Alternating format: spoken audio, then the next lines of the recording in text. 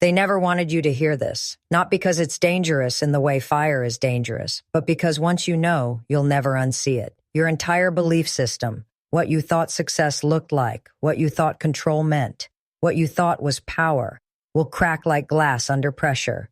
You didn't just wake up on an ordinary day. You woke up on the day the West lost control over India forever. And no, it didn't happen in smoke, fire, or blood. It happened silently, psychologically, invisibly, like the sound of a lock snapping open behind your mind. For over 200 years, the West didn't just conquer land. They conquered identity. They wrote our history, edited our worth, and programmed us to believe we were always catching up. That our success was foreign, our systems were broken, our spirit borrowed. But what if I told you the real colonization didn't end in 1947? It ended the day India stopped being defined, the day it stopped asking for permission and started moving like a sovereign storm, calm, calculated, and unstoppable. That's the day the game changed. That's the day the West realized it was no longer holding the leash. And what's more haunting for an empire than realizing its favorite puppet just cut the strings? This isn't just about geopolitics. This isn't just about India. This is a blueprint for anyone who's been told they were less than, anyone who's been manipulated, conditioned, subdued. And you, watching this, you've been lied to about your time, your mind, your power. You think your schedule controls your potential? You think success comes from some perfect Western-approved productivity system? No, that's another imported illusion. You've been trained to serve a script that wasn't even written by you. The truth? The elite don't use the same playbook they teach the masses. They don't tell you about the inner war between identity, tie, and programming. They don't tell you that control isn't about chains or laws. It's about narrative. That's how empires live longer than armies. India broke the narrative. Quietly, lethally. It built systems without permission. It made decisions without apology. It became self-reliant in a world addicted to external validation. And the moment it did that, the West knew control was gone. That kind of shift doesn't just shake nations, it shatters psychological walls. And that's where you come in. Because what if everything you've believed about your limits, your routine, your life path, was written by someone who needed you small? There are people watching this right now who are chained to invisible masters, dead routines, toxic mindsets, hollow goals. They think they're grinding toward success, but they're just spinning the wheel inside a cage labeled freedom. It's not just about breaking the system. It's about realizing you were the system all along.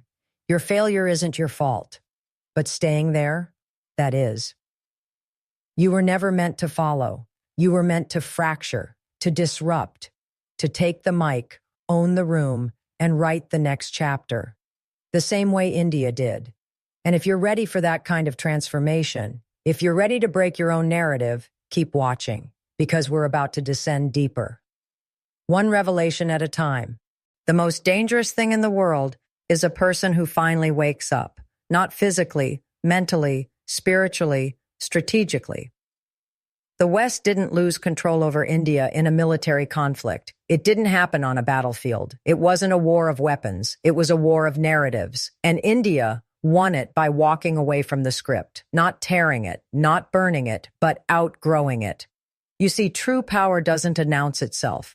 It doesn't scream. It doesn't beg to be seen. It simply moves, deliberately, quietly, while the rest of the world clings to illusions. India did something most people never do in their lifetime. It stopped needing permission. It stopped negotiating with doubt. It stopped playing a game it didn't design. And this isn't just India's story. This is your story if you choose to see it. You've been handed a timetable since birth. Wake up, work, eat, sleep, repeat, go to school, get the job, climb the ladder, keep your head down, be practical, be realistic. But who defined that for you? Who benefits when you operate on autopilot? Here's the answer they never want to give you. The system feeds on your compliance. It doesn't care if you're happy. It cares if you're efficient. It wants your mind focused on productivity, not purpose. Because if you ever stopped, if you ever truly paused and asked, Whose dream am I living? You might start a rebellion from within. That's what India did. While the West was busy measuring GDPs, India was building digital infrastructure the world hadn't even dreamed of. While Western leaders held press conferences, India made silent moves in energy, tech, diplomacy, each one a fracture in the old world order, and no one saw it coming. Because the real shifts don't happen in headlines, they happen in silence, in discipline, in mindset. So let's talk about your time, your structure, your system. You want to win? Master your minutes like they're gold. Stop living by someone else's planner. Write your own. Because if you don't control your hours, someone else will, and they'll rent out your life at a discount. You think success is luck? No, success is a pattern. And the elite study that pattern. They protect their mornings like they protect their money. They don't scroll. They strategize. They don't wake up to life. They wake up for war, the psychological kind. You want freedom? Then understand this. Control over your calendar is control over your consciousness. That's where it starts. India didn't rise by accident. It was intentional, calculated, disciplined. You want to transform your life? Then act like a sovereign nation, not a servant. Don't ask for the world's approval. Demand your mind back. And if you're ready to reclaim it, I want you to comment this phrase twice right now. I own the narrative now. Say it. Type it, lock it into your identity, let the algorithm see it, and more importantly, let you feel it. Because repetition rewires reality. We're not done yet. We've just begun the descent. Deeper into truth, deeper into rebellion. They told you power was money, that power was position, that power was winning elections, signing deals, or trending online. They lied. Real power is influence without effort.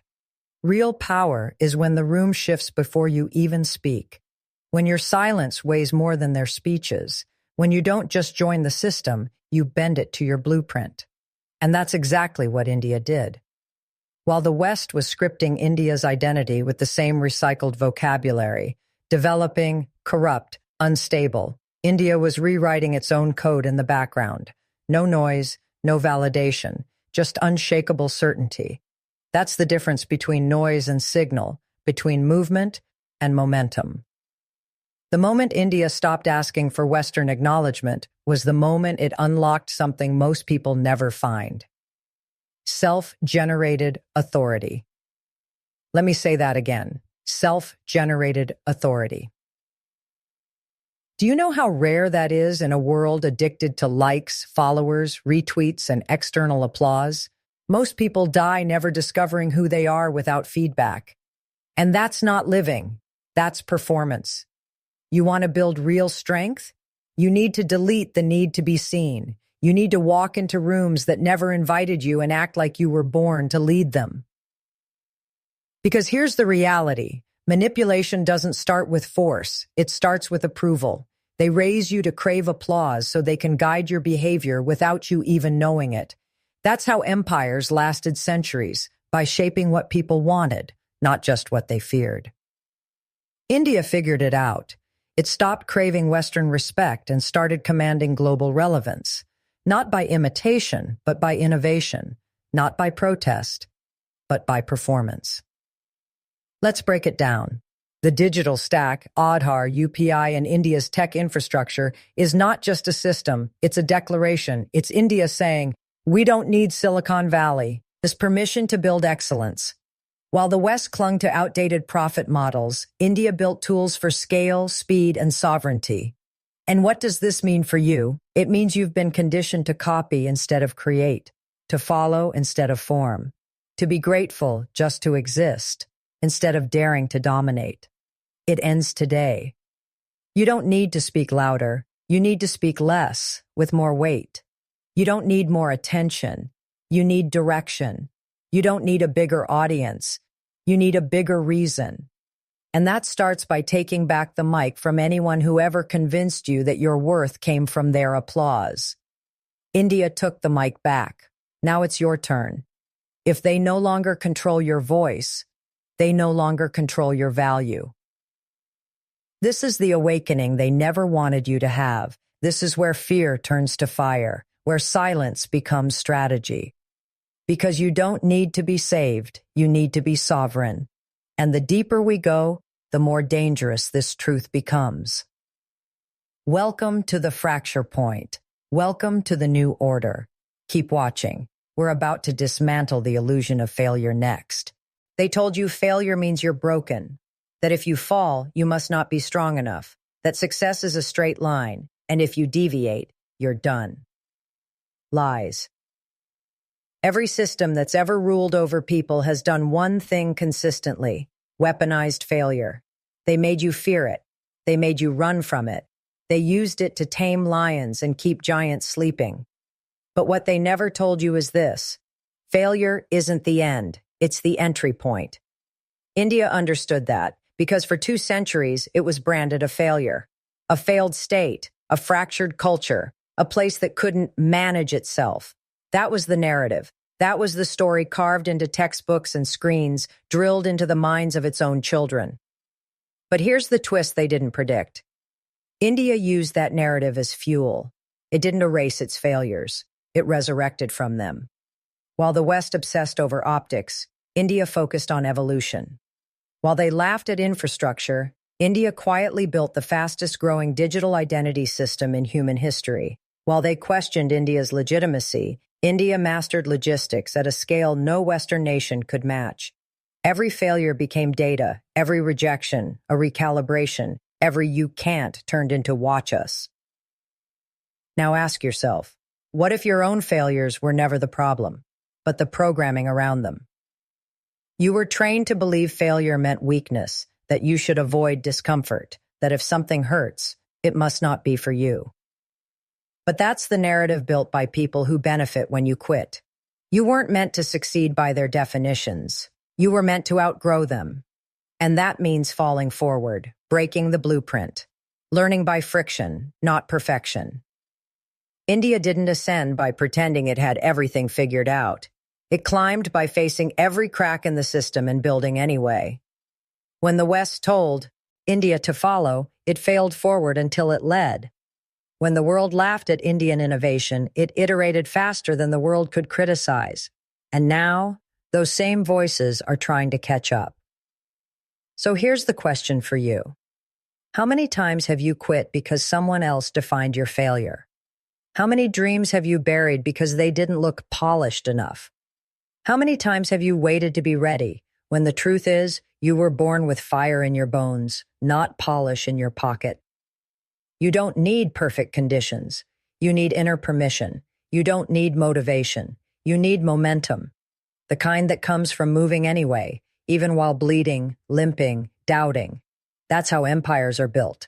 That's how old systems are broken. That's how a life transforms from average to unstoppable. Not by waiting, but by walking through the fire. Because failure isn't the signal to stop, it's the initiation. And when you understand that, like India did, the world no longer controls what happens next. You do. The descent continues. Next, we expose how mindsets were manipulated and how to hijack yours back. They didn't just take your time, they took your mind, not with chains, not with whips, but with repetition.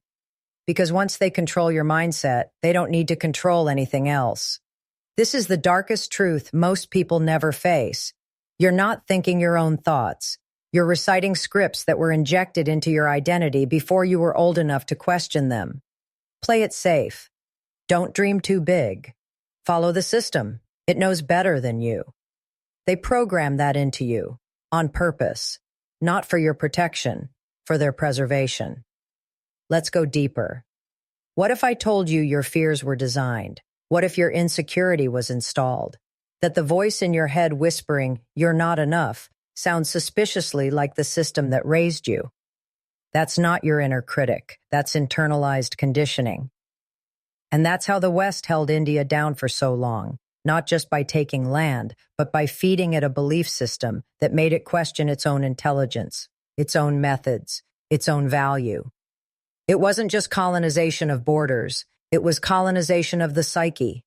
For decades, Indian students were taught to memorize English poets while forgetting their own philosophers, to chase Western validation instead of trusting ancient wisdom, to see their own culture as backward, chaotic, and in need of fixing.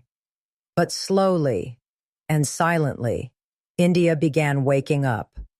A new generation started asking questions, started reclaiming their legacy, started realizing that being different wasn't a defect, it was a weapon. And here's the part that applies directly to you. Your power is already inside you, but it's been buried under years of false programming. You've been trained to suppress your instincts, to doubt your inner fire, to submit to routines and systems that were never designed for your greatness, only your obedience. India cracked the code by recalibrating its mindset. It stopped measuring success by Western standards. It stopped outsourcing identity. It stopped apologizing for its scale, its chaos, its difference, and started weaponizing it. What does that mean for you? It means you have two options: continue living as a product of someone else's blueprint, or burn the blueprint and become the architect of your own mind.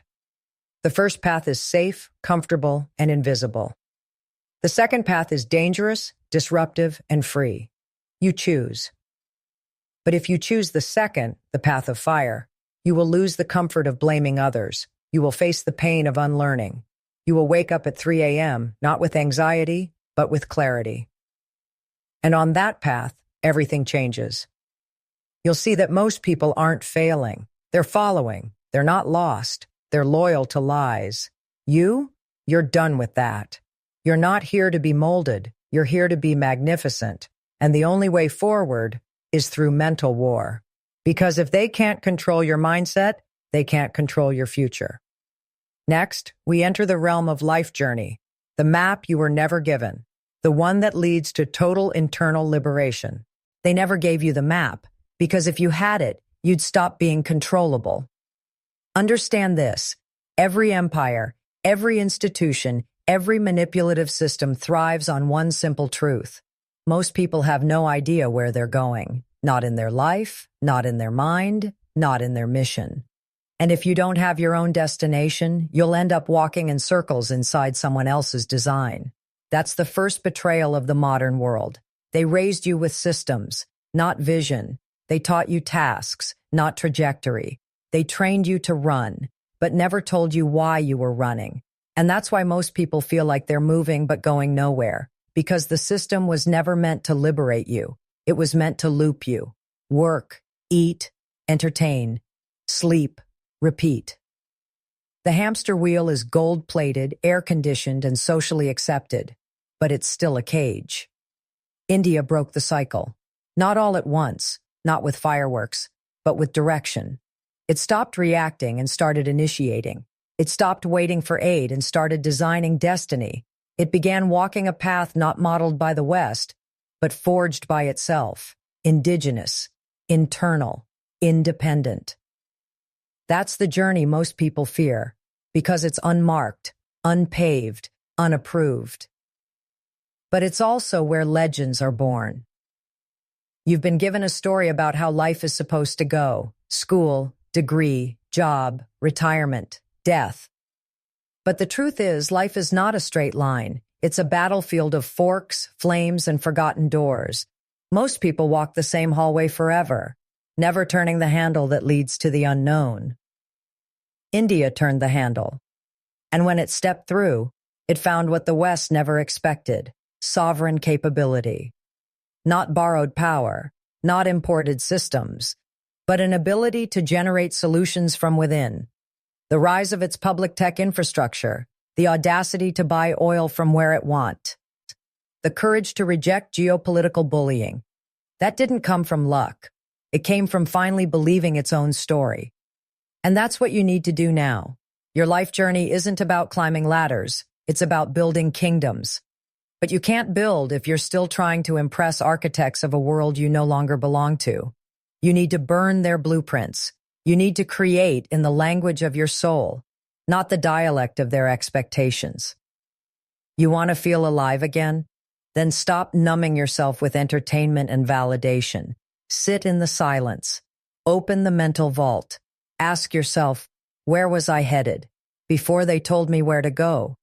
because deep down, you already know.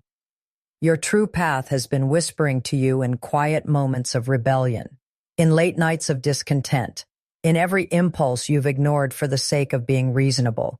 But you weren't born for reason. You were born for revolution.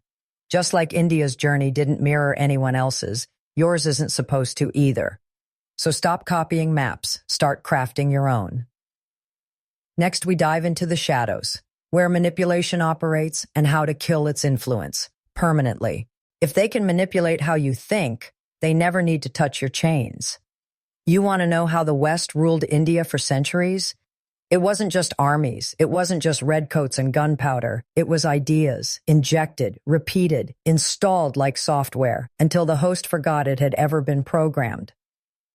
Manipulation isn't always violent. The most effective kind is invisible. It makes you believe their voice is yours, that their judgments are your thoughts, that their standards are your truth. That's how you've been living. And here's the sick genius of it. When the manipulated mind becomes self-policing, no jail is needed, no enemy is required. You become your own warden. India was fed that illusion, that it was behind, that it was flawed, that it needed fixing. And the more it accepted that narrative, the longer it remained quiet, tame, apologetic. But here's what broke the spell. India stopped believing the illusion. Not all at once, but one bold refusal at a time. One unapologetic innovation. One defiant decision that said, we are not waiting anymore. And that's what you need to do now. Because right now, you're being manipulated, and you don't even know it.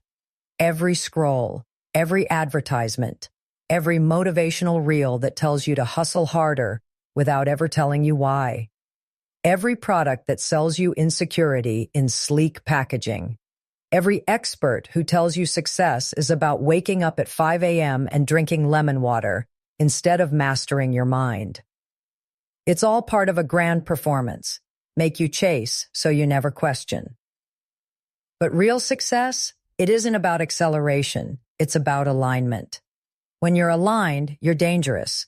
Because then you don't need permission. You don't need their validation. You don't even need their systems. You become the system. India proved that. It built solutions for 1.4 billion people without waiting for Western blueprints. It turned spiritual legacy into soft power. It reclaimed narrative, economy, and energy, all while the world was busy mocking it. That's how manipulation dies, not with resistance, but with redefinition. You don't escape the matrix by fighting the puppets. You escape by refusing the stage. So here's what you do. Question everything they told you was normal. Study the mechanisms of media, belief, identity.